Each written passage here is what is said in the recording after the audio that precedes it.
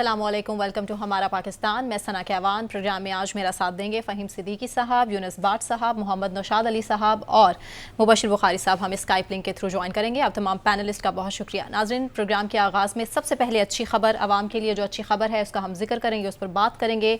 बहुत ही दिन के बाद लेकिन अच्छी खबर सामने आई है। पेट्रोल की कीमत बहुत कमी वाक़या हुई है। पेट्रोल की जो कीमत है उसमें 40 रुपये की बड़ी कमी और डीज़ल भी सस्ता हो चुका है। जो गुज़श्ता रात पेट्रोलियम मसनूआत की कीमतों में बड़ी कमी आई है, उसमें आर्मी चीफ़ को इसका सहरा जाता है कि आर्मी चीफ़ की क़यादत में जिस तरह से ये special investment facilitation council committee की कारकर्दगी सामने आई है, ना सिर्फ सिपह सलार बल्कि उनकी टीम की जो कोशिशें हैं वो रंग ले आई हैं। पहले निगरान हुकूमत और फिर आर्मी चीफ़ ने डॉलर की स्मगलिंग को किस तरह से कंट्रोल किया, ज़ख़ीरा अंदोज़ों के ख़िलाफ़ किस तरह से क्रैक डाउन किया, डॉलर की कीमत में मुसलसल कमी आई और रोज़मर्रा की जो अशियाए ज़रूरियाँ हैं, शेख और नोश हैं, उसमें भी हमने नुमाया कमी देखी है। और इस हवाले से अवाम कितना खुश हैं ये हम आपको सुनवाते हैं। हमने अल्हम्दुलिल्लाह जो है ना अभी डलवाया पेट्रोल तो 40 रुपये सस्ता मिला है।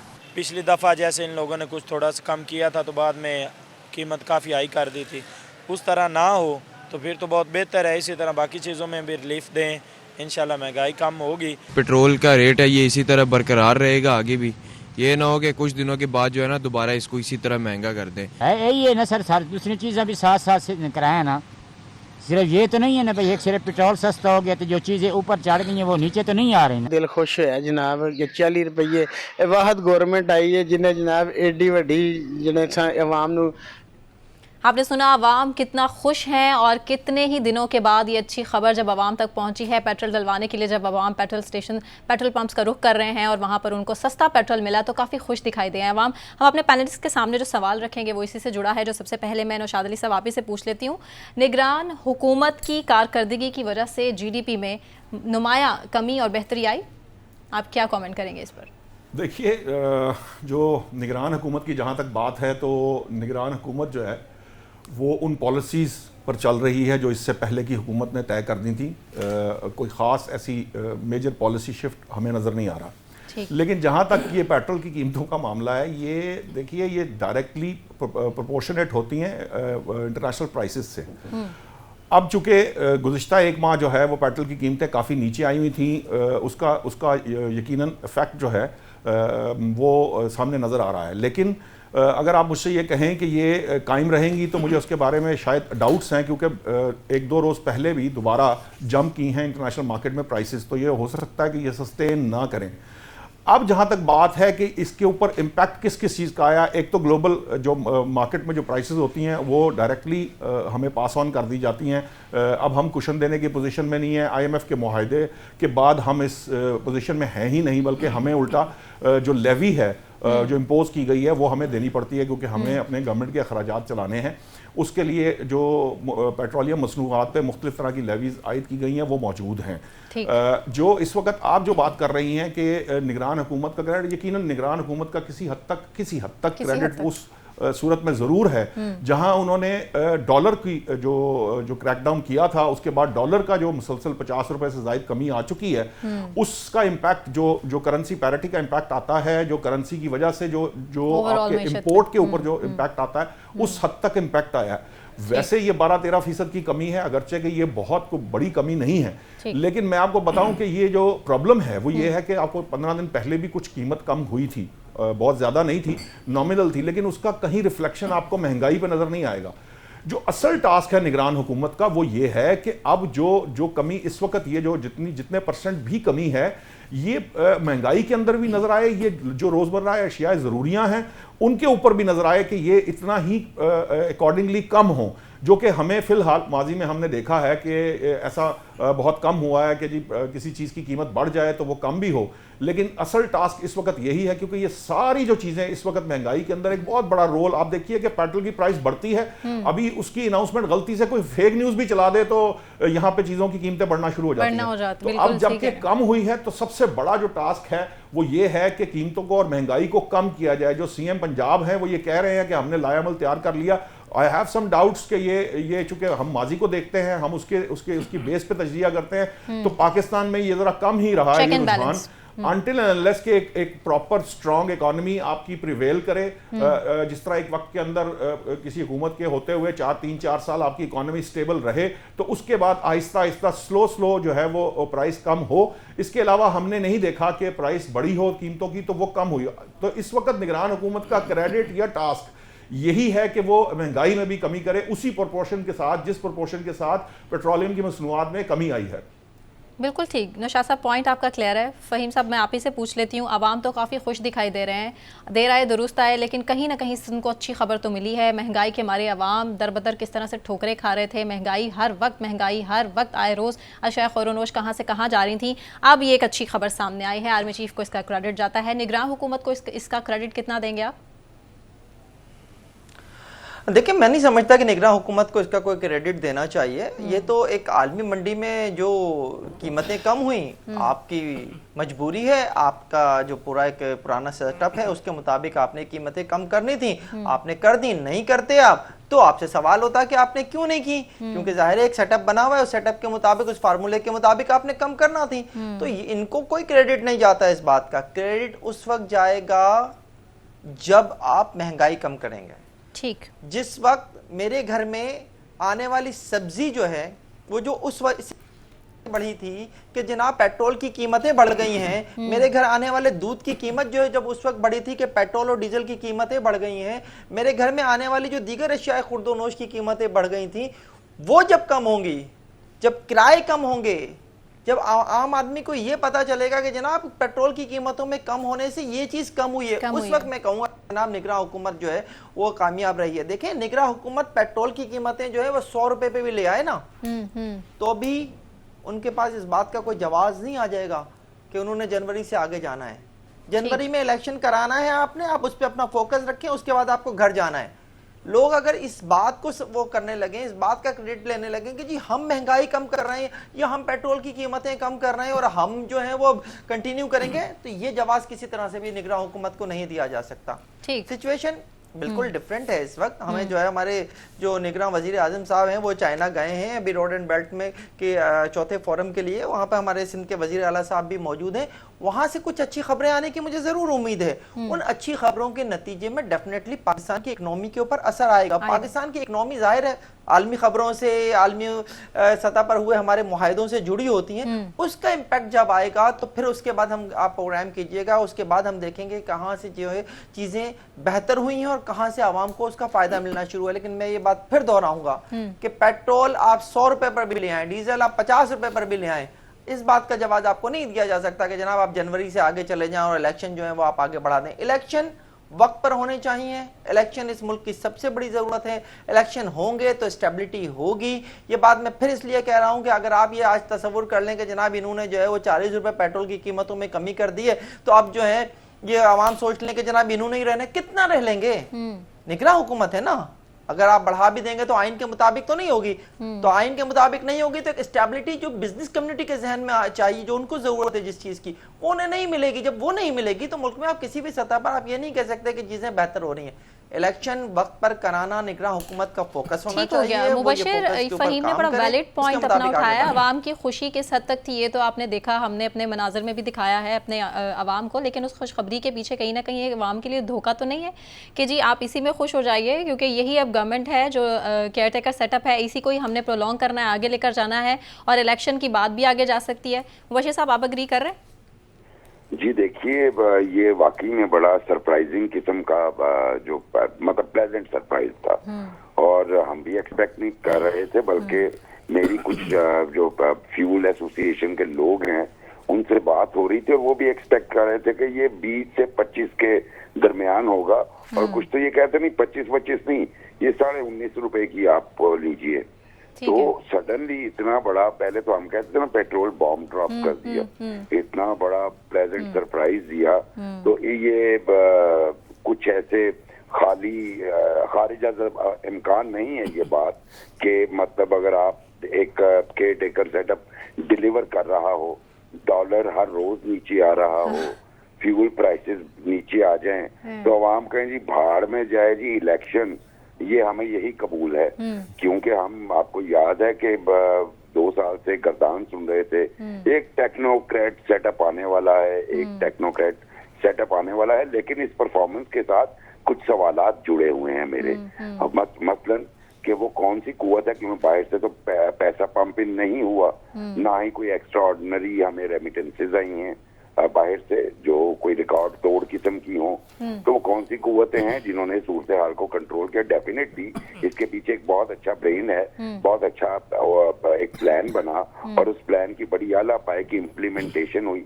सवाल ये पैदा होता है, ये कुव्वतें पहले भी पाकिस्तान में थी, वो इमरान खान का दौर हो या किसी और का दौर हो, पीटीएम का दौर हो, तो उस वक्त ये सारा कुछ क्यों नहीं हो पाया और अभी ही क्यों हो पा रहा है? तो ये सारे सवालात जो हैं शकूक को जन्म देते हैं और मैं बिल्कुल फहीम का हम ख्याल हूँ इस मामले में कि ये जब इतना अच्छा परफॉर्म कर देंगे कि गोल्ड भी नीचे आ रहा है, फ्यूल भी नीचे आ रहा है, डॉलर भी नीचे आ रहा है, और अभी एक और फ्रंट पे आप मुझे इन सारी जो डेवलपमेंट्स हैं इसके बाद मुझे लगता है कि सडनली आप देखेंगे कि आपकी मार्केट कमेटीज एक्टिव होंगी और ये जो किसात बाजारी है और मार्केट में अपनी मन पसंद प्राइसेस पे चीजें बिक रही हैं उसको भी कंट्रोल फहीम कुछ ऐड करना चाह रहे हैं मुबशिर साहब? मैं फहीम का जी। पॉइंट लेके दोबारा आपको टाइम देती। जी फहीम। जी मैं सिर्फ एक बात ऐड करना ये चाह रहा था कि चले आपने प्राइस बड़ा कम कर दिए फ्यूल के, लेकिन जनाब आप दूसरी तरफ ये भी तो वो खबर दे रहे हैं कि आप गैस की कीमतों में 100% इजाफा करने जा रहे हैं। अभी सर्दियां आई नहीं, आप कह रहे हैं कि गैस की कीमतों में 100% इजाफा हो जाएगा। अगर हम निगरान हुकूमत की कारकर्दगी का पैमाना यही रखते हैं कि आवाम को वो कोई रिलीफ दे रहे हैं, तो जनाब रिलीफ कहाँ है? सर्दियां सर पे आ गई हैं और आप कह रहे हैं कि गैस जो RLNG महंगी होगी, जो कमर्शियल सार्फिन है, जो घरेलू सार्फिन है, सबके लिए रेट बढ़ा दिए जाएंगे। तो कहाँ है रिलीफ? रिलीफ तो कोई नहीं है।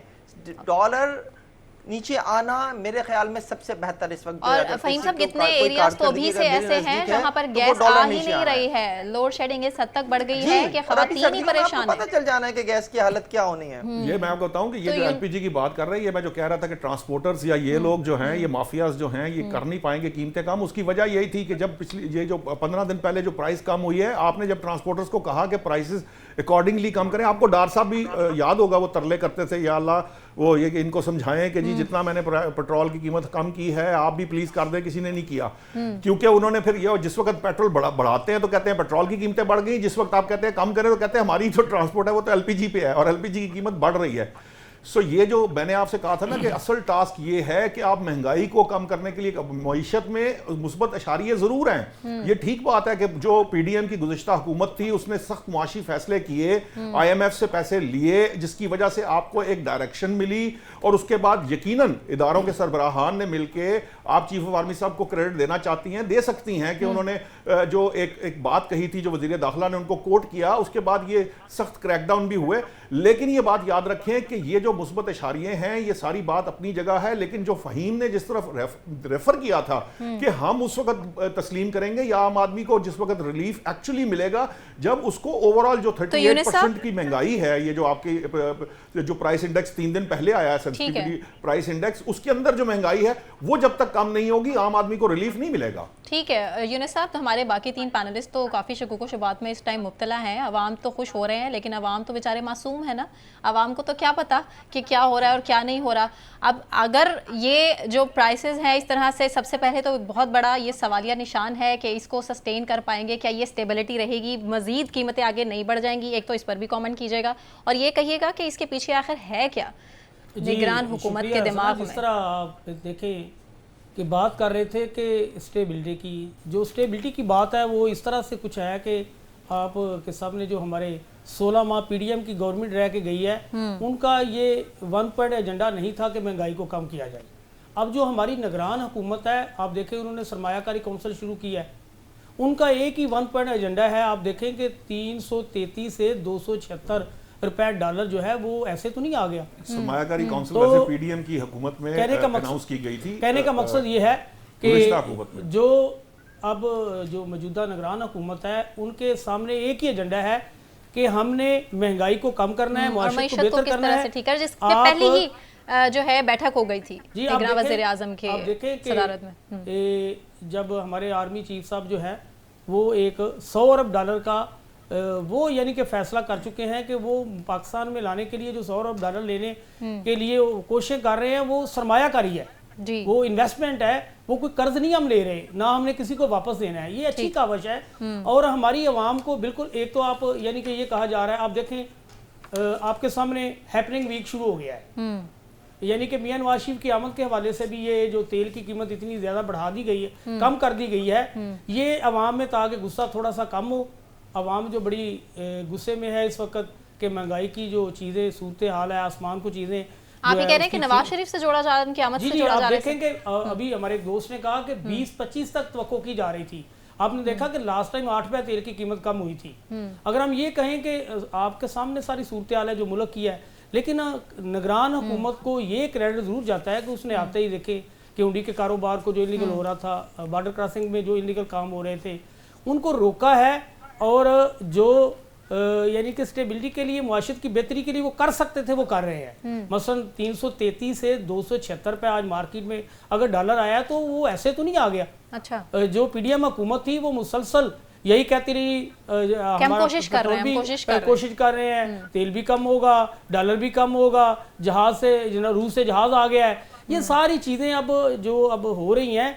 एक तो आप देखें कि निगरान हुकूमत के हवाले नहीं से तो वो पीडीएम ने जो उनके पास स्ट्रैटेजी थी वो उन्होंने निगरान हुकूमत को दे दी। जी, वो निगरान हुकूमत भी अगर आप थोड़ा सा जाए तो फैसले तो उस दौर में किए गए थे, लेकिन निगरान देखिए ये जो मैं एक बात बताऊं, मैं चाहता हूं थोड़ी सी बात को मैं बढ़ा लूं, एक सेकंड में बता दूं। मुझे मुबशिर साहब का पॉइंट भी लेना है क्योंकि उनको टाइम मैंने कम दिया था। व्हाट्सएप को आप जरूर दे दीजिए। मैं एक बात बता दूं, देखिए हम जब हमारे यहाँ डिफॉल्ट की बातें हुई है ना, तो ये इसको आप समझ लीजिए कि जब डिफॉल्ट की बात शुरू हुई तो हम जिस परेशानी के आलम से गुजरे हैं, और आपको पता है IMF ने जिस तरह हमें नाको चने चबवाए हैं और शराइत पे शराइत आयद कर रहे थे, तो यहाँ पे हमारे यहाँ एक चीज अच्छी जरूर हुई है कि हमने ये रियलाइज कर लिया है, हमारे इदारों ने, हमारे अरबाबे इख्तियार ने ये रियलाइज कर लिया है कि पॉलिसी का तसलसल बहुत जरूरी है। और उस वक्त जब पीडीएम ने जब सरमायाकारी काउंसिल की बात हुई, उस वक्त बहुत से सख्त फैसले मईशत पर लिए गए। उसी वक्त ये तय हुआ, ये बात शहबाज शरीफ साहब ने कही भी है 2 बार इसका जिक्र किया है कि जो पॉलिसी तय कर दी गई है,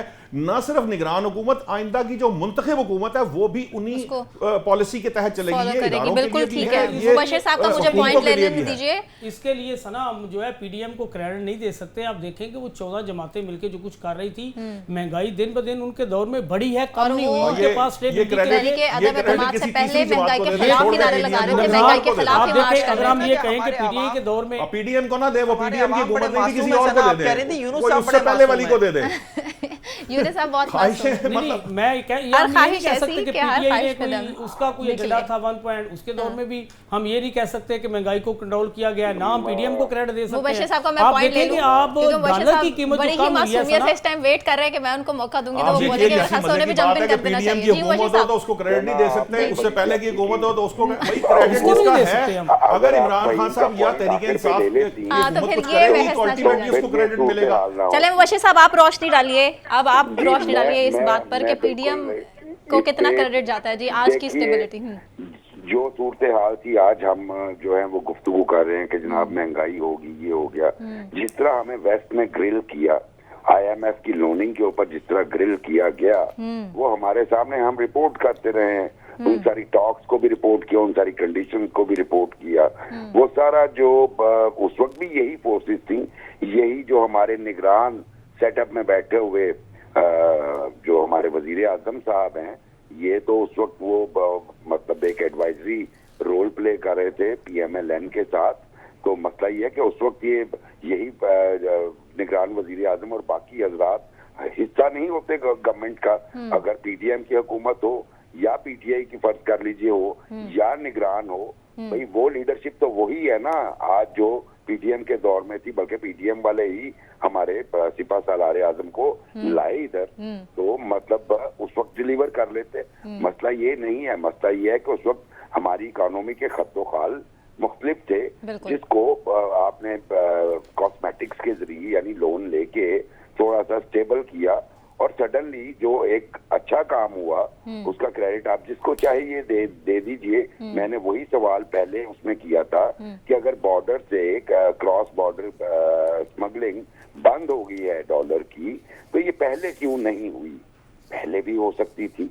तो ये बड़ा वैलिड इस पॉइंट वजह- है। जी जी, यही तो हम कहते यहाँ हैं मैं कि एक बात जरूर यही कहना कह रहे चाहूंगा हैं। सना, जी जी बुखारी साहब, फहीम जी, फिर उसके बाद मुझे जी तो वो उसमें खैर साहब को कंप्लीट मेरा करने दीजिए। जी ख्याल जी बुखारी साहब पहले उसमें पहले मेरा नहीं, अगर ख्याल है आप कि डॉलर जो में भी इजाफा देखें ना, caretaker अगर setup तो हो, पहला जो महीना या निगरान political हुकूमत का setup हो, elected सबसे हो, ज्यादा डॉलर बुनियादी के तौर पे प्राइसेस वो निगरान सिर्फ हुकूमत अपनी के अव्वलीन महीने में बढ़े हैं। कमांड दे सकते हैं, इम्प्लीमेंटेशन करने वाले का काम होता है, और उसका जी है जब उस मिजाजे यार में आए वो इम्प्लीमेंट करके सारा कुछ रुकवा दे, और suddenly dollar day by day की बुनियादों पे नीचे आना शुरू हो जाए। और crackdown Fuel start हो prices तो बुखारी साहब, हमें किसी और किसी crackdown हुकूमत को ना start दोष हो देना जाए। चाहिए, ना किसी को क्रेडिट देना चाहिए, फिर उन्हीं को क्रेडिट देना चाहिए, उन्हीं को दोष देना चाहिए, फिर हम ऐसे ही लड़ते फिरते हैं कि फलां जो है वो और फिर हम ऐसे ही हुकूमत ठीक प्रोग्राम थी या करते फलां हैं। गलत थी। जब फिर इसका हम मतलब ये है कि हुकूमतें तो कि सब सारी कुछ कुछ प्लान है। जी जो जी आप बात फरमा रहे हैं ना, मैं भी वही अर्ज कर रहा हूँ कि बुनियादी तौर पे ये तो वो मिजाज यार वाली बात इशारतन मैंने कही। हमारे शीशागर जब चाहें पॉलिसीज को स्ट्रेट कर सकते हैं, प्रोवाइडेड कि वो गवर्नमेंट के साथ कोऑपरेट करें, कोलैबोरेट करें, जिस तरह अभी हमारे सिपा सालार कर रहे हैं। बल्कि कोलैबोरेशन से अहेड जाके वो मतलब $100 बिलियन की इन्वेस्टमेंट जैसे कि फरमाया गया इस प्रोग्राम में, तो ये पहले भी एफर्ट्स हो सकती थी। सवाल सिर्फ ये है मेरा, बुखारी या साहब, पहले ये ख्याल भी नहीं तो आया। सोचना पड़ेगा ना कि फिर बिल्कुल वो ठीक। इदारा तो बड़ा मौजूद valid था, point इदारे भी उठाया मौजूद थे, बुखारी साहब उससे पहले भी मौजूद थे, तो फिर वो उस वक्त ये सब कुछ क्यों नहीं हो रहा था? ठीक है, मैं इसका जवाब, आपके सवाल का जवाब बुखारी साहब से अगले सवाल में ले लूंगी। मुझे ब्रेक अनाउंस करनी है। ब्रेक से वापस आने के बाद हम साइफर केस कुछ करेंगे। हमारे साथ रहिए।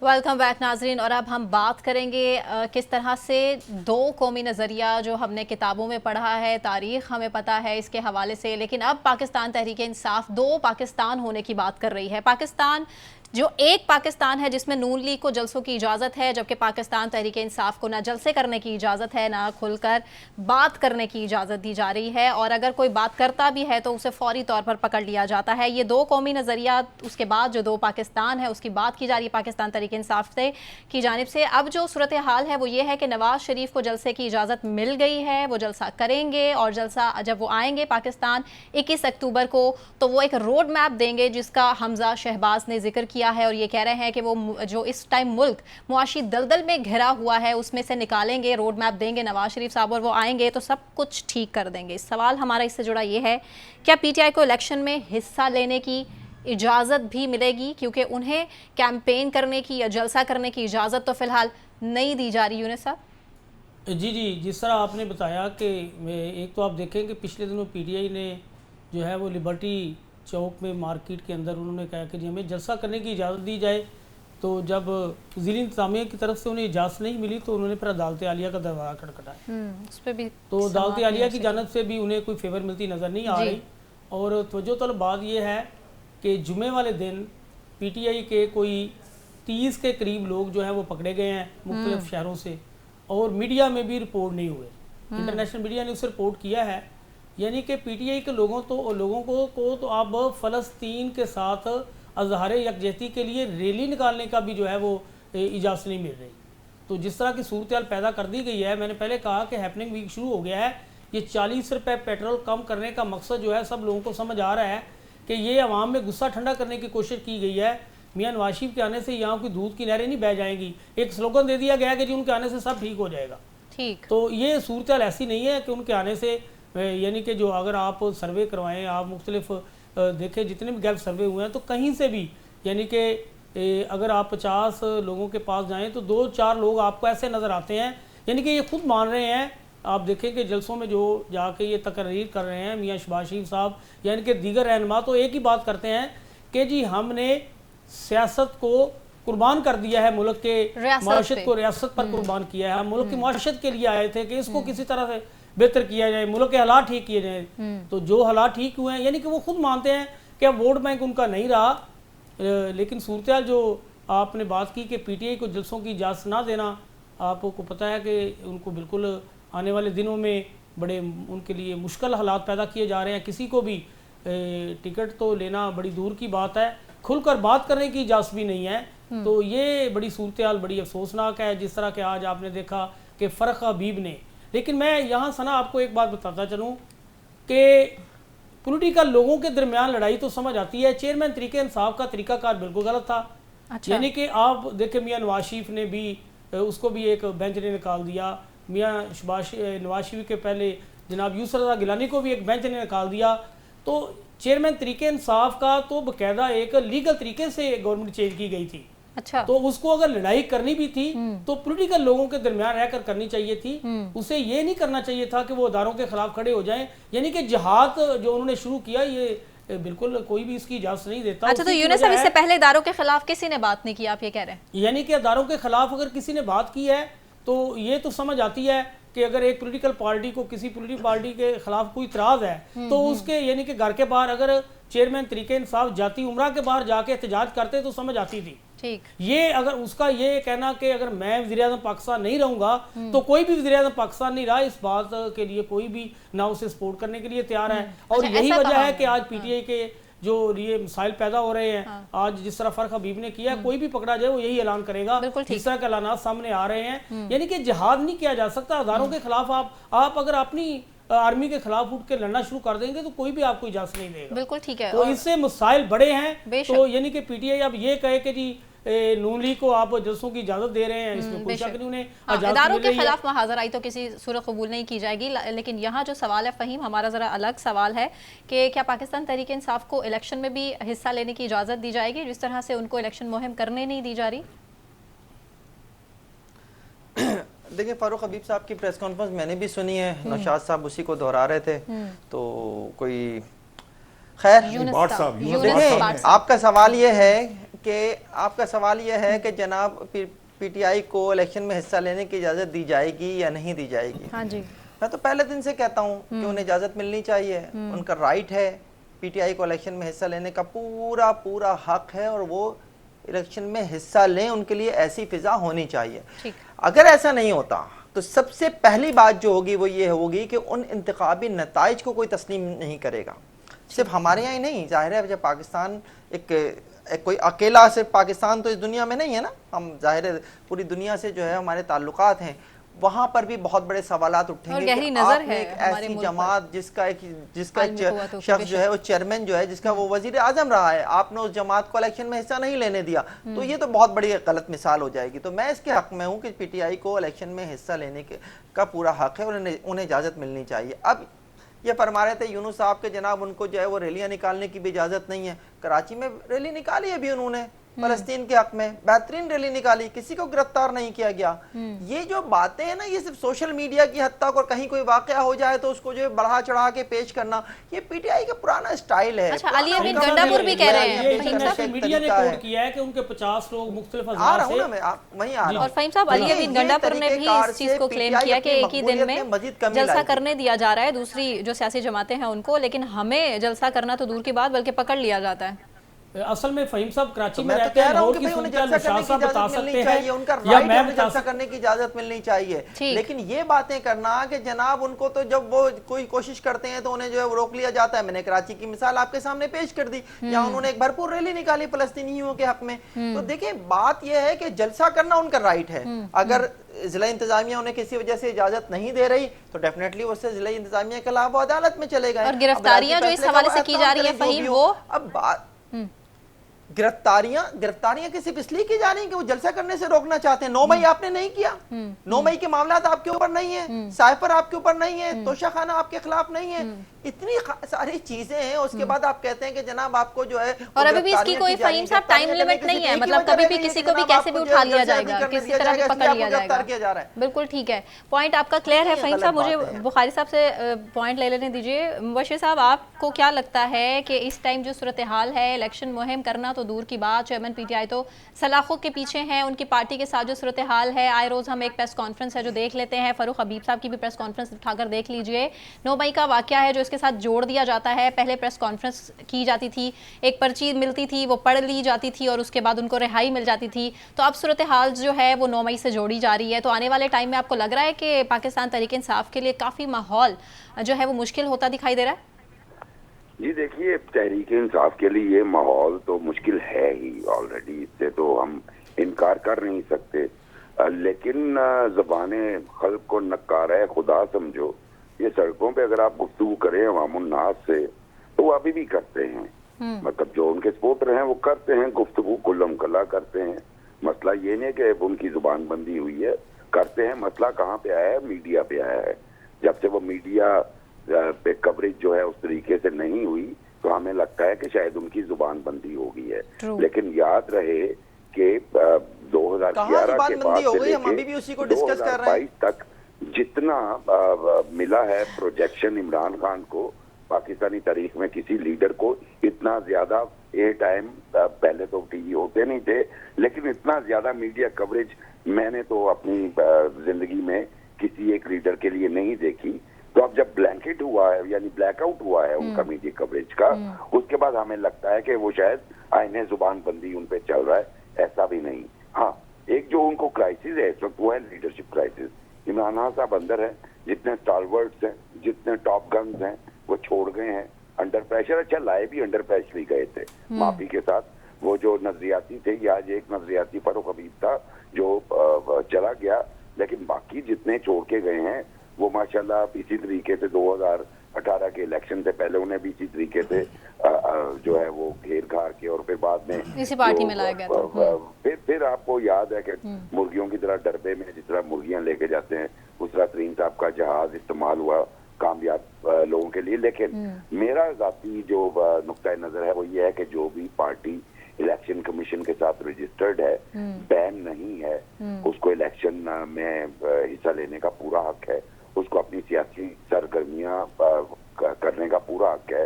आईने पाकिस्तान इसकी इजाजत देता है। और ये माजी में कई पार्टीज के साथ हुआ कि डिप्टी कमिश्नर ने इजाजत नहीं दी। मतलब मैं आपको अर्ज करता हूँ 89 में जब मोहतरमा की हुकूमत को टॉपल किया गुलाम इसाक खान ने 58(2)(b को इस्तेमाल करते हुए, तो पूरे लाहौर में उन्हें जलसा करने की इजाजत नहीं थी। At the end of the day हमारे यहाँ उन्होंने आके एक जलसा किया, क्योंकि हमारे यहाँ कुछ जगह ऐसी थी जहाँ पे 20-25 हजार बंदा आ सकता था, लेकिन वो नतीजा ये निकला कि अंदर तो 20-25 हजार बंदा था, बाहर कोई 70-75 हजार बंदा था। तो वो ऐसी सूरत हाल आती रहती है। और अभी तो हमारा जो मैं एक्सपेक्ट कर रहा हूँ कि अभी आप एक वाइब्रेंट किस्म का जो है कोर्ट देखेंगे जो बाकायदा रिलीफ देगा मेरिट के ऊपर। अगर कानून पे मेरिट के ऊपर कानूनी बुनियादों पे रिलीफ मानता हुआ आपको नजर आएगा कि वो सुप्रीम कोर्ट से और हाई कोर्ट से, क्योंकि जब ऊपर एक कमांड इस तरह की आ जाए तो नीचे भी फिर अल्टीमेटली उसका वो ट्रिकल डाउन इम्पैक्ट आना शुरू हो जाता है। तो मेरा ख्याल है कि टाइम मुश्किल जरूर है, लेकिन पीटीआई इलेक्शन में हिस्सा लेगी और इसी बल्ले के निशान से लेगी। बिल्कुल ठीक, पॉइंट आपका क्लियर है। नौशाद साहब, आप ही से पूछ लेती हूँ, नून लीग जहाँ जलसे करने में मसरूफ दिखाई दे रही है और अपना बयानिया रोज़ जो चेंज तो हो रहा है, लेकिन फिर भी वो अपने अवाम में खड़े हैं और कह रहे हैं कि नवाज शरीफ साहब आएंगे और मुल्क को जो मईशत में इस टाइम मसाइल हैं उससे निकाल लेंगे, और दूसरी तरफ पाकिस्तान तहरीक इंसाफ वाले शिकवा करते दिखाई दे रहे हैं कि हमें तो जलसा तक करने की इजाज़त नहीं दी जा रही। तो इलेक्शन में इनके साथ क्या होने क्या वाला है नौशाद साहब? देखिए, मैं तो आपको याद होगा गुज़िश्ता प्रोग्राम में मैंने आपको बता दिया था कि तहरीक इंसाफ के साथ आइंदा इलेक्शन में क्या होगा, लेकिन ये मैंने साथ बताया था कि आइंदा इलेक्शन में क्या होगा, यानी वो इलेक्शन में हिस्सा लेगी तो ये होगा ना। ठीक, एक बात। दूसरी बात ये है कि अब पॉइंट आपका इस पे क्लियर है कि हिस्सा ले ही नहीं रहे इलेक्शन में। देखिए कि नहीं, मैं कह रहा हूँ कि वो हिस्सा लेगी, ठीक है, मैं ये नहीं कह रहा कि वो हिस्सा नहीं लेगी। सही। अनटिल अनलेस कि उसको बैन किया जाए, अभी तक इस तरह की कोई बात नहीं है। एक बात। दूसरी बात ये है, देखिए, मैंने आपसे कहा था कि इलेक्शन में हिस्सा लेने के लिए आपको एक तंजीम की ज़रूरत होती है।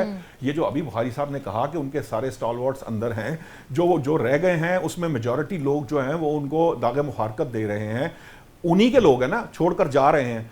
उसके पीछे कोई भी वजह हो, यही सारा कुछ जो है वो 2018 में हमने नून लीग पे भी प्रेशर देखा था। मुझे आज भी वो बातें याद हैं जब बाद मखसूस चैनल के ऊपर जो बैठकर बहुत सारे लोग ये कहते थे आज 52 MNA छोड़ के जा रहे हैं, आज 54 MNA छोड़ के जा रहे हैं, आज ये होने जा रहा है, आज ये होने जा रहा है, लेकिन ऐसा नहीं हुआ। सो अल्टीमेटली अगर ये पत्तों की तरह ये झड़ना शुरू हो जाएंगे, खजान के पत्तों की तरह, तो उससे पार्टी की जो ओवरऑल जिस तरह से वो लड़ सकती है, ऐसा नहीं कि अवाम में मकबूलियत नहीं है। देखिए, पीटीआई ने अच्छी हुकूमत की या बुरी हुकूमत की, लेकिन उनकी एक फैन फॉलोइंग मौजूद है। 2018 में उन्होंने जो वोट लिए थे उसकी बुनियाद पर वो कम हुए या ज्यादा हुए, हर दो सूरत के अंदर उनकी एक फॉलोइंग मौजूद है, ऐसा नहीं कि वो खत्म हुई। और तीसरी बात यह है कि जलसे की इजाजत हर पॉलिटिकल पार्टी को मिलना चाहिए। अल्टीमेटली अदालतें दूसरे फैसलों में अगर कहीं रिलीफ दे रही है तो यहां भी मामला अदालत तक गया है, अदालत कोई ना कोई हल इसका निकाल देगी। अब अगर फर्ज करे अदालत उनकी मर्जी का फैसला नहीं देती और इसके ऊपर फिर अदालत पे चढ़ दौड़ा जाए जिस तरह 9 मई में हुआ, तो अल्टीमेटली उसके कॉन्सिक्वेंसेस फेस करने पड़ेंगे। आप मखसूस लाइंस क्रॉस नहीं कर सकते। लाइंस क्रॉस हुई हैं जिसकी वजह से ये सारा प्रॉब्लम आया है। लेकिन बुखारी साहब की बात ठीक है, मुश्किल वक्त है, इसमें से गुजरना है। और बकौल जो हमारे फहीम सिद्दीकी साहब हैं वो तो कहते हैं कि ये ट्रेनिंग का दौर है, जेल में भी ट्रेनिंग हो रही है, अगरचे हम उनकी हुकूमत को भी ट्रेनिंग का वक्त नहीं समझते थे। मैं जब कहता था, मुझे एक सवाल और कर लेने दीजिए कि खुर्शीद शाह साहब के इस बयान पर जरा रोशनी डालें, जो बैकडोर राबतों की बात कर रहे हैं, वो नवाज शरीफ के इस राबतों से इनको जोड़ है, उनकी डील से उसको कनेक्ट कर रहे हैं और ये कह रहे हैं कि अवामी तरीके से आए, अवामी रास्ते से आए ना, इस तरह से बैकडोर राबतों से मत आए। मैं आपको आप इस पर कमेंट करना चाह रहे हैं? बिल्कुल ठीक कह रहे हैं। पीपल्स पार्टी को इस वक्त ये प्रॉब्लम आ रही है, पीपल्स पार्टी को ऐसा लग रहा है, ये बात दुरुस्त है। लेकिन पीपल्स पार्टी ये बात भूल जाती है कि जब तहरीक अदम एतमाद की बात हुई थी उस वक्त नवाज शरीफ ने क्या मुतालबा रखा था।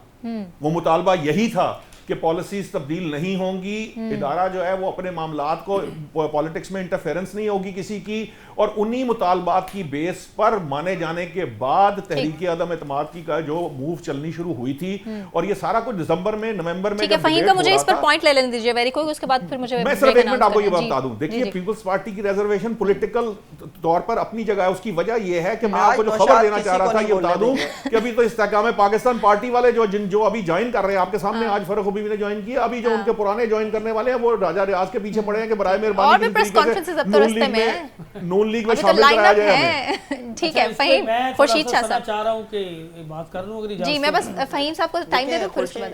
जी जी, खुर्शीद शाह साहब जो हैं वो सिंध के बहुत एक अहम लीडर हैं और पीपल्स पार्टी में इस वक्त उनके लिए खुद काफ़ी मुश्किलात हैं, और अगर वो इस तरह की बातें नहीं करेंगे तो पीपल्स पार्टी में खुद उनके लिए मुश्किलात बढ़ सकती हैं। उन्हें ये बातें करने दीजिए, वो अपनी सियासत बचा रहे हैं और अपनी पीपल्स पार्टी में अपना जो है वो मुकाम बचा रहे हैं। मैं बात ये करना चाह रहा था कि आप देखें कि जो मौजूदा सूरत हाल में जिस तरह नून लीग को रास्ता दिया जा रहा है, इससे निगरान हुकूमत बिल्कुल जो है वो एक्सपोज हो गई है। बिल्कुल ठीक है। देखें कि जिस तरह मियां नवाज शरीफ की आमद के हवाले से शहर में मुख्तलिफ अजला में सिलसिले यानी कि जुलूस जलसे जारी हैं। बिल्कुल फहीम साहब बात कर रहे हैं सिंध की, नुशाद साहब बैठे हैं यहाँ, तो बेल करवा के कोई बंदा बाहर निकलता है तो उसको इजाज़त नहीं कि वो घर पहुँच सके। यहाँ सूरत हाल पंजाब में बिल्कुल मुख्तलिफ है। अच्छा, यहाँ कोई यानी कि पिछले दिनों एक सिर्फ जो मुस्लिम लीग की सड़क है उस पर 3 लोग जा रहे थे कि वो चेयरमैन तरीके इंसाफ के घर की तरफ गए थे, तो क्या हुआ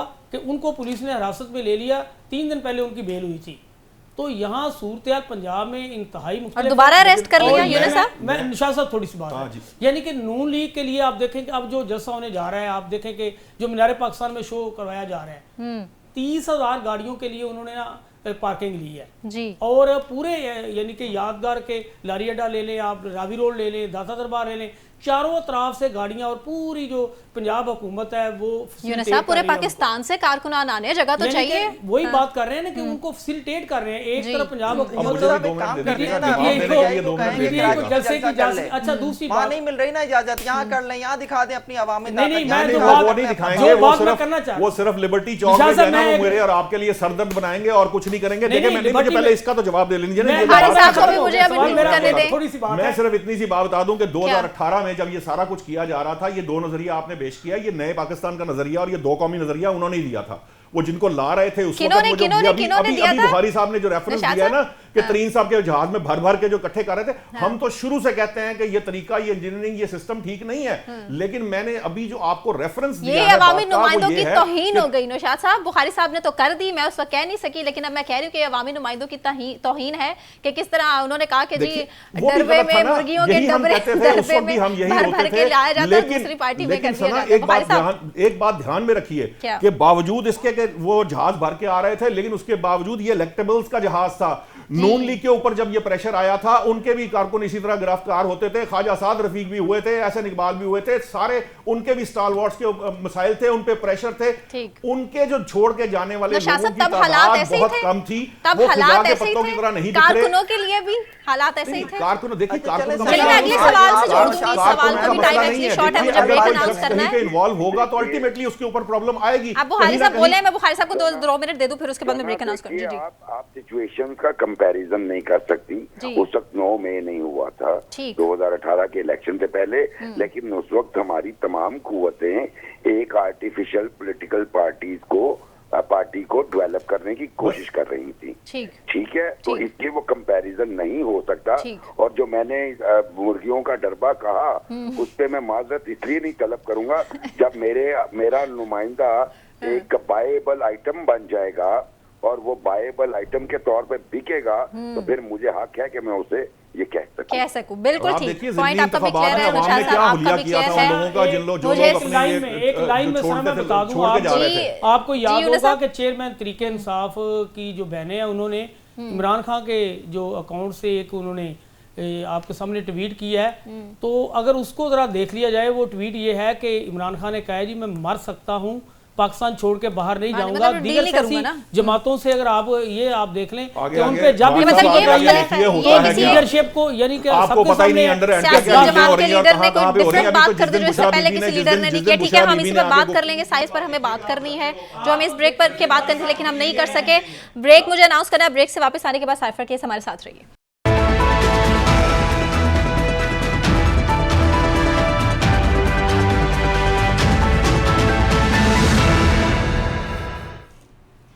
वेलकम बैक नाज़रीन, और अब बात होगी साइफर केस के हवाले से जो अप्रैल 2022 से ही मुल्की सियासत का महवर बना हुआ है। कभी सियासतदान साइफर से खेलते रहे हैं तो कभी साइफर सियासतदानों को परेशान करता रहा है।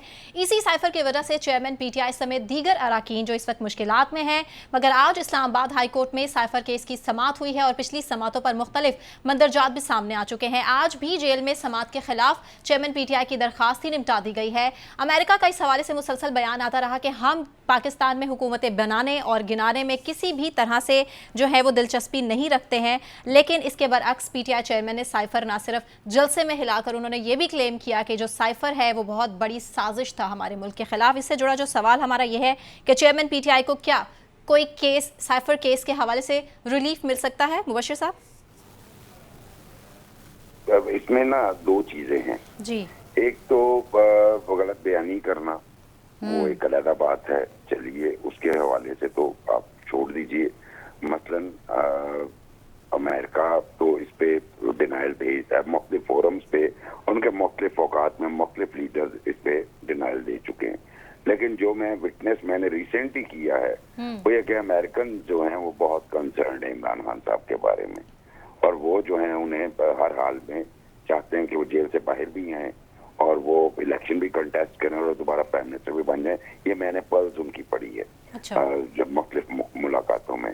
तो वो साइफर का निकालना, वो जो खाली था, मतलब जो कागज का टुकड़ा था, जो कागज था, जो असल साइफर नहीं था, क्योंकि अब तो उस मंजरेआम पे सूरत हाल आ गई, लेकिन उसके बाद उसे बाकायदा एक्सप्लॉइट करना और उसके मंदरजात जो हैं वो पब्लिक करना, कम से कम वो जो ऑफिशियल सीक्रेट एक्ट है उसकी खिलाफ वर्जी तो है और वो की गई है।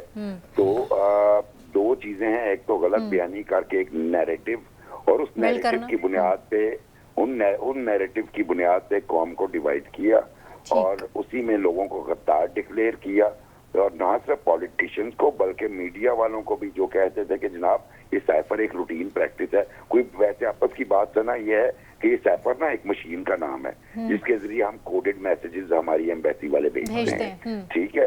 तो ये मशीन हमने बड़ा पुराना 2001-2 के करीब हमारे डिप्लोमेट्स ने कहा था जनाब ये हैक होने का अंदेशा है, तो नई मशीनें ने, उसका मुझे नहीं पता, वो स्टोरी मैंने अलबत्ता की थी। तो मसला ये है कि ये बुनियादी तौर पे फिर उसके बाद उनकी गुफ्तगू मंजरे आम पे आ गई आजम खान के साथ कि जनाब इस पे खेलना है और फिर कहा जी लोग गश्ता ना करें, ये गद्दार हैं और ये मीर जाफर हैं, ये मीर सादिक है, वट एवर, एक नफरत का बयानिया पिला दिया। ये तो बनता है एक अलहदा केस, लेकिन जो हम जरा जज्बाती ना हो तो हम ऑफिशियल सीक्रेट एक्ट की खिलाफ वर्जी की अगर बात करें, वो तो हुई ना किसी स्टेज पे, तो उस पे जो भी दफा लगती है, मेरा ख्याल है Imran Khan is in hot waters because of this case, मेरे जाती राय में। ठीक, पॉइंट आपका क्लियर है। नौशाद साहब, मैं आपसे कोई पॉइंट लेना चाह रही हूँ, आपको क्या लगता है कि रिलीफ मिल सकता है साइफर केस में पीटीआई चेयरमैन को? देखिए, मेरा नहीं ख्याल, क्योंकि अभी आपने बहुत सारे सियासतदान, पता नहीं कौन से सियासतदान थे इस मुल्क के अंदर, तारीख में एक ही सियासतदान गुजरा है जिसने 25 करोड़ अवाम को साइफर से रोशनास कराया है। उससे पहले आपकी मेजॉरिटी जो आवाम है उसको पता ही नहीं था साइफर क्या होता है। Exactly. हम लोग तो चूंकि जर्नलिज्म में है, रिपोर्ट बीट करते रहे हैं, हाँ, तो हमें इस पता चीज़ है का थोड़ा बहुत, हाँ, अंदाजा, लेकिन नहीं जनरल मैसेज को इस बारे में कोई इल्म नहीं था। जी। ये वही एक माशाल्लाह जिनके बारे में मेरी राय जो है वो ये है कि चूंकि उन्हें पता नहीं था, ये बकौल जिस तरह फ़हीम साहब कहते हैं ट्रेनिंग था, उनकी हुकूमत के दौरान भी वो ट्रेनिंग पे रहे हैं। वो जो कहते थे कि यूनिवर्सिटियाँ बनाऊंगा, वो प्राइम मिनिस्टर हाउस को यूनिवर्सिटी बनाऊंगा, जिन्हें पता ही नहीं था प्राइम मिनिस्टर हाउस के सामने कभी लंघे ही नहीं, उसको क्या पता प्राइम मिनिस्टर हाउस की वर्किंग क्या होती है, वहाँ सेक्रेटेरिएट क्या होता है, वहाँ मुलाजिम क्यों होते हैं। वो सारे मुलाजिम निकाल दिए होंगे उन्होंने वहाँ से, वो भैंसें तो निकल गई, लेकिन वो जो सारा जो खर्चा है वो कम कर लिया होगा। वो खर्चा कम करके हमने हेलीकॉप्टर में जाना शुरू कर दिया।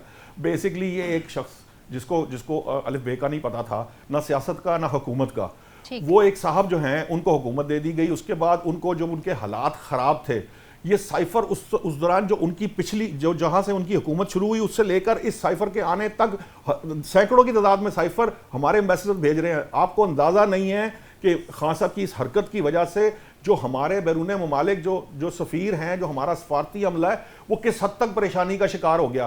क्योंकि उनकी ड्यूटी ये होती है कि उन्होंने वहाँ के जो पल्स है वो लेके हमें एज रियासत हमें भेजनी है, हमने उसके ऊपर गेज करना है और उसके अकॉर्डिंगली अपना लाएअमल तैयार करना है, उसी के अगेंस्ट हमारी सारी खारजा पॉलिसी तय होनी है। उन साहब ने ये हरकत की, उसके बाद हमें ना सिर्फ दुनिया भर में बदनाम किया, पूरी दुनिया के अंदर हम किसी को मुंह दिखाने लायक नहीं रहे। और फिर सफारतकारी इतनी बुरी तरीके से डूबी कि उसको सीधा करते करते हमें जो है वो अभी तक जो है वो हालात वहां पर नहीं पहुंच सके जहां उससे पहले थे। सो इसलिए मैं नहीं समझता कि जिस तरह के एविडेंस मौजूद हैं या जिस तरह की चीजें हमारे सामने आ चुकी हैं, ये अभी बुखारी साहब ने 4 लफ्ज आपको 4 लाइनें बताई हैं, उसी से समझ जाइए कि इसके अंदर कोई ऐसी बात है ही नहीं जो साबित ना हो सके। नौशाद साहब के पॉइंट से जी मेरे साथ यूनुस साहब आप एग्री जी कर रहे हैं? मैं बस इतना कहूँगा कि आपके सामने जो साइफर का, अब तो ये आपने देखा होगा कि अखबारात में भी शाया हो चुका है, साइफर है तो एक हकीकत थी। ठीक, जहाँ तक उसके यानी कि डिस्क्लोज करने की बात है वो बिल्कुल खिलाफवर्जी हुई है और उसकी सज़ा भी मौजूद है और सारा मामला आज उसी पे चल रहा है। तो अगर ये कहा जाए कि साइफर हकीकत नहीं थी, तो अगर साइफर हकीकत नहीं थी तो फिर अखबारात में शाया क्यों किया गया? तो यार ये साइफर चीज़ें- हकीकत थी, लेकिन साइफर को आपको किस केस चल तरीके रहा से है, पेश किया गया वो अब इम्पोर्टेंट है। ये कहा जा रहा है साइफर कि- वो नहीं था जिस तरह से प्रेजेंट किया गया, और फिर उसके साथ जो तरीका पॉलिटिकल कार फायदे पे लेने की अब कोशिश की और जो कुछ किया गया साइफर, उसने सारा हाँ। मामला अब खराब सना किया। देखें इसको हर कोई अपने जो है वो नुक्ता नज़र से ले रहा है। कोई कह रहा है कि जी ये इसको मंदरजात जो है चेंज किए गए, कुछ चीज़ें और थी जो बातें कुछ और की गई। तो ये नहीं, यूनुस सारी साहब आप ये चीज़ें कह रहे हैं कि पीटीआई चेयरमैन का तरीकाकार ये ठीक किसी था, ने भी जैसे नहीं इस कहा तरह कि से इसके साइफर की बात मंदरजात करना, तब्दील किए गए हैं। नहीं, अब आपके सामने इस तरह से डिस्क्लोज करना, ऑफिशियल सीक्रेटरी की खिलाफवर्जी करना। आप देखें इवन कल तरीके तक- साहब के चेयरमैन ने भी ये नहीं कहा जी, कि इसके यूनुस साहब- मंदरजात तब्दील किए गए हैं। कोई ऐसी चीज आप कहीं पे देखें ना रिकॉर्ड कि पे कल नहीं है। तक निशाद साहब जो आजम खान जो उनके प्रिंसिपल सेक्रेटरी थे, वो जिस हालात पे किस अदालत में गए किसी को कोई पता नहीं, कहाँ उन्होंने जैसे बयानात बाकी दे रहे हैं, ये सारी चीज़ें जिस तरह पैदा की गई हैं या हालात ने पलटा खाया, सबको मालूम है। मैं सना पहले भी मतलब कह चीज़ों रहा को था, मजबूत बनाया जा रहा है। पॉइंट एक्चुअली मुझे फहीम का भी लेना, टाइम कम है जी, करके उनका पपेट खड़ा किया था वहाँ जलसे के अंदर, वो कागज लहराने के लिए पीछे से कोई जो है वो तारे हिला रहा था और इस फहीम का तरह से ये point बाहर है। आ जी। गया। सना मतलब साहब के कमाल है। नाम- मैं तो मैं हैरान हूँ कि आज यार का हम जो प्रोग्राम फैक्चुअल जो है वो हम जो फैक्चुअल नौशाद चीज है साहब उसको के भी नाम। ट्विस्ट करके पेश करते हैं। क्योंकि फहीम आज उन्होंने किसी को बोलने नहीं दिया है। फहीम और मुझे इन्होंने समझ नहीं आ रही मुझे ना भी यार, बोलने देखिए दे रहे हैं। फैक्ट्स को ट्विस्ट करके पेश करने का काम ही तो हमने 3.5 साल करके ये फहीम इनको इस साल में को पहुंचा time दिया short है है। जी। हम मैं सीधी बात बात करता भी हूं। फैक्चुअली भी नहीं कर सकते। मैं देखें यूनुस साहब जो है ना वो ब्रेकिंग्स देते हैं। इन्होंने एक दफा ब्रेकिंग दी थी, अटक जेल में परवेज लाई और चेयरमैन पीटीआई की मुलाकात कराई गई। अभी थोड़ी देर पहले उन्होंने ब्रेकिंग दी कि जो उनका ट्विटर अकाउंट है खान साहब का, वो उनकी बहनें इस्तेमाल कर रही हैं। मैं हैरान हूँ यार, ये कैसे हो रहा है। नहीं, खैर, उन्होंने ये बड़ी फहीम साहब खबर है बकायदा मेरे लिए। ट्वीट किया उसकी अब बहनें अब के ये- चेयरमैन अब तरीके मुझे- साहब मुझे बाहर बात नहीं करने जा दें रहे। साहब। अब देखें, अगर आपके सवाल के ऊपर फौरी तौर पे मैं आ जाऊं तो मैं कुछ नहीं कहूंगा। मैं सिर्फ फारूक हबीब साहब की आज प्रेस कॉन्फ्रेंस के 2 जुमले आपके सामने रख देता हूं। उन्होंने कहा कि जब कौमी सलामती काउंसिल का इजलास हो रहा था, आप भी वहां बैठे हुए थे चेयरमैन पीटीआई साहब, और तमाम आर्मी चीफ और चीफ ऑफ आईएसआई भी वहां बैठे हुए थे। उसका एलामिया क्या था? क्या उसका एलामिया यह था कि साजिश हुई है? नहीं था, सिर्फ यह था कि हाँ मुदाखलत हुई है। आपने उसको साजिश बना के अवाम में बयानिया लहराया ना साइफर केस का, और आपने कहा कि हमारे मामलात में जो है हमारे खिलाफ साजिश हो गई है। फिर आप उस बयानिए से भी एक वक्त में जाके पीछे हट गए। तो अब मैं आपके सिर्फ सवाल का जल्दी से जवाब दे देता हूँ कि रिलीफ मिल सकता है? केस हो, तोशाखाना केस हो, इनमें शायद रिलीफ मिल सकता है, ठीक है, लेकिन 9 मई में नहीं मिलेगा। बिल्कुल ठीक है। ये- पॉइंट ये आपका तो हम क्लियर भी है। इत्तेफाक फहीम करते हैं कि सिद्दीकी 9 मई साहब, तक वाकई यूनुस ऐसा है बाट कि अदारों साहब, के खिलाफ नौशाद अली साहब और मुबशिर बुखारी साहब, आप तमाम पैनलिस्ट का बहुत शुक्रिया। सना कहमान को इजाज़त दीजिए, अपना ख्याल रखिए, अल्लाह हाफिज़।